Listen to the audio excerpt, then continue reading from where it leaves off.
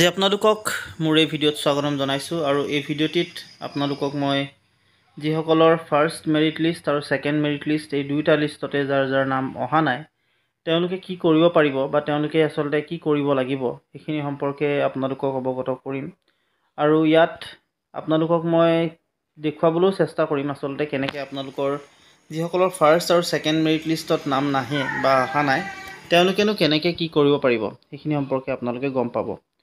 গতিকে ভিডিঅ'টো আমি ষ্টাৰ্ট কৰোঁ আৰু আপোনালোকক জনাবলৈ চেষ্টা কৰোঁ গোটেই কথাখিনি। প্ৰথম কথাটো হৈছে যিসকলে এতিয়ালৈকে এপ্লাই কৰি থৈছে সমৰ্থ এডমিশ্যনত যিসকলে এপ্লাই কৰি থৈছে আৰু যিসকলে এপ্লাই কৰাৰ পাছত তেওঁলোকৰ ফাৰ্ষ্ট মেৰিট লিষ্টতো নাম নাহিলে বা ছেকেণ্ড মেৰিট লিষ্টতো যদি নাম নাই অহা তেতিয়াহ'লে কি কৰিব আপোনালোকৰ কাৰণে এটা আৰু অপশ্যন থাকিব। সেই অপশ্যনটো হৈছে স্পট এডমিশ্যন। আৰু এতিয়া কথাটো হৈছে যে যদিহে আপোনালোকৰ নাম অহাই নাই তেতিয়াহ'লে আচলতে আপোনালোকেনো কেনেকৈ এডমিশ্যন ল'ব হয়তো আপোনালোকৰ এই মনত এটা প্ৰশ্ন এইটো জাগ্ৰত হৈছে। গতিকে ইয়াত আপোনালোকক মই এটা কথাই ক'ব চেষ্টা কৰোঁ যে যিসকলে ফাৰ্ষ্ট আৰু ছেকেণ্ডত নাম নাহিলে তেওঁলোকে যিহেতু এটা এই যিটো স্পট এডমিশ্যন আছে সেই স্পট এডমিশ্যনত যিহেতু নাম ভৰ্তি কৰিব পাৰিব, কিন্তু কথাটো হৈছে যে কোন ডিপাৰ্টমেণ্টত আচলতে নাম কৰিব পাৰিব। আৰু এটা কথা আপোনালোকে জানি লওক যে যিটোত আপোনালোকে এপ্লাই কৰিছে, ধৰক আপোনালোকে কোনোবাই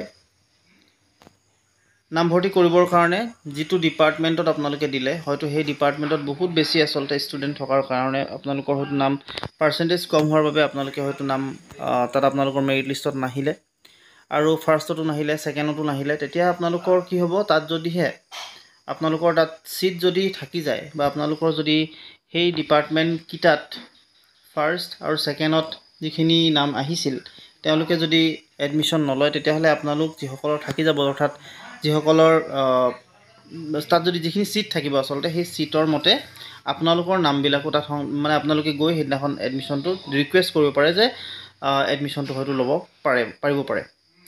আৰু যদিহে আপোনালোকৰ তাত ধৰি লওক ছিট সম্পূৰ্ণ হৈ গ'ল বা আপোনালোকৰ ফুলফিল হৈ গ'ল তেতিয়াহ'লে আপোনালোকে অন্য এটা ডিপাৰ্টমেণ্টত, অৰ্থাৎ যিটো ডিপাৰ্টমেণ্টত ছিট থাকিব খালী হয় সেই ডিপাৰ্টমেণ্টত আপোনালোকে এপ্লাই কৰিব পাৰে আৰু এপ্লাই কৰাৰ পাছত আপোনালোকে তাত এডমিশ্যন ল'ব পাৰে।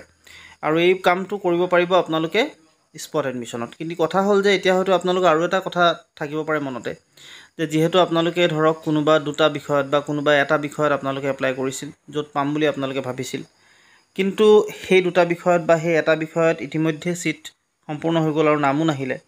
তেনে ক্ষেত্ৰত আচলতে আপোনালোকে কি কৰিব, তেতিয়া আপোনালোকৰ কাৰণে যিহেতু এটা ডেট তেওঁলোকে খুলি থৈছে য'ত আপোনালোকে ৰেজিষ্ট্ৰেশ্যন আৰু এপ্লিকেশ্যন ছাবমিশ্যন কৰিব পাৰিব সমৰ্থ পৰ্টেলত, সেইটো হৈছে 19 জুন। গতিকে 19 জুনৰ দিনাখন আপোনালোকে আচলতে এই ৰেজিষ্ট্ৰেশ্যন যিহেতু আপোনালোকৰ হৈয়ে থাকিব, ৰেজিষ্ট্ৰেশ্যন যিসকলে আগতে কৰিছিলে বা যিসকলে এপ্লাই ইতিমধ্যে বেলেগ ডিপাৰ্টমেণ্টত কৰিছিলে তেওঁলোকৰ ৰেজিষ্ট্ৰেশ্যন ইতিমধ্যে হৈ থাকিব। কিন্তু আপোনালোকৰ যিটো কলেজ এপ্লাই হ'ব সেই কলেজ এপ্লাইটো আপোনালোকে চেঞ্জ কৰিব। কলেজ এপ্লাই অৰ্থাৎ আপোনালোকৰ যিটো বিষয়ত এডমিশ্যন ল'ব বিচাৰিছে সেই বিষয়টো আচলতে চেঞ্জ কৰি আপোনালোকে সেইটো চিলেক্ট কৰি ল'ব যে কোনোবা যিটোত আচলতে ছিট থাকিব খালী হৈ সেইটো ছিট থকা বিষয় এটাত আপোনালোকে নিজৰ নামটো ইনক্লুড কৰিব বা আপোনালোকে তাত দিব। নিশ্চয় আপোনালোকৰ কি হ'ব, তাত সেই ডিপাৰ্টমেণ্টটোত আপোনালোকে 20, 21, 23 আৰু 24 এই 4 দিন যিহেতু স্পট এডমিশ্যন আপোনালোকক দিছে, এই 4 দিনত আপোনালোকে গ'লে নিশ্চয় তাত আপোনালোকে ছিট পোৱাৰ সম্ভাৱনা থাকিব। চ' এইটো হৈছে আপোনালোকৰ এটা কাম বা আপোনালোকৰ এটা পথ, যিটো পথেৰে আপোনালোকে এডমিশ্যনটো ল'ব পাৰিব। এতিয়া ধৰি লওক আপোনালোকে যদি ভাবিয়ে থাকে যে মই পলিটিকেলতেই ল'ম বা আপোনালোকে যদি ভাবিয়ে থাকে কোনোবা নিৰ্দিষ্ট বিষয় এটাতেই এডমিশ্যন ল'ম, তেনে ক্ষেত্ৰত যদিহে সেই ডিপাৰ্টমেণ্টত ছিট নাই তেতিয়াহ'লে আপোনালোকে বেলেগ কলেজতো এপ্লাই কৰিব পাৰে। বেলেগ কলেজতো আপোনালোকে এপ্লাই কৰি থ'ব পাৰে। যিহেতু ইয়াত 10খনমান কলেজ আপোনালোকক দিছিলে এপ্লাই কৰিবৰ কাৰণে বা আপোনালোকক টোটেল 10খন দিছিলে, মানে কি 10টা বিষয়ো হয়তো আপোনালোকে চিলেক্ট কৰিব পাৰে বা 10খন কলেজো আপোনালোকে চিলেক্ট কৰিব পাৰে। চ' তাৰ মতে আপোনালোকে এডমিশ্যন ল'ব পাৰিলেহেঁতেন। গতিকে যদি আপোনালোকে কৰা নাই তেতিয়াহ'লে মই যিটো ক'লোঁ আচলতে যিটো ডিপাৰ্টমেণ্টত খালী ছিট আছে তাত আপোনালোকে এপ্লাই কৰিব, তাত পোৱাৰ সম্ভাৱনা থাকিব। আৰু ইয়াত যিহেতু NEP ছিষ্টেমত আহিব গোটেই বস্তুখিনি, গতিকে আপোনালোকৰ যদি ছাবজেক্ট আছে নাই সেই বস্তুটো আচলতে যিহেতু গভৰ্ণমেণ্টৰ ফালৰ পৰা কোনো মানে ডেফিনেটলি কৈ থোৱা নাই যে এইটো ছাবজেক্ট হ'লেহে এইটো ছাবজেক্টত এডমিশ্যন ল'ব। গতিকে ছাবজেক্ট নহ'লেও আপোনালোকে এডমিশ্যন লোৱাৰ চান্সেছ থাকিব বা পাব পাৰে। গতিকে সেইটো আচলতে তেনেকৈ আচলতে হ'ব পাৰে।